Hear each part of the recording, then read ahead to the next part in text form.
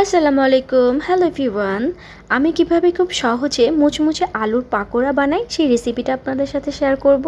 প্রথমে আমি মিডিয়াম সাইজের 3টা আলুকে ধুয়ে নিয়ে জুলিয়ান কাট করে কেটে নিয়েছি। তার মধ্যে হলুদ গুঁড়া, মরিচ গুঁড়া, আদা বাটা, রসুন বাটা, একটু লবণ, ধনিয়া পাতা, পেঁয়াজ, বেসন এবং 1 টেবিল চামচ চালের গুঁড়া দিয়েছি।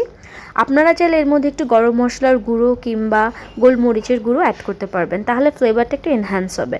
তারপরে এইভাবে করে সুন্দর করে মেখে নিয়ে এটা যখন একটু একটু স্টিকি হয়ে যাবে, তার মানে এটা হয়ে গিয়েছে। তারপর এখানে পেঁয়াজু বা পাকোড়ার শেপ দিয়ে তেলের ভিতরে দিয়ে দিতে হবে।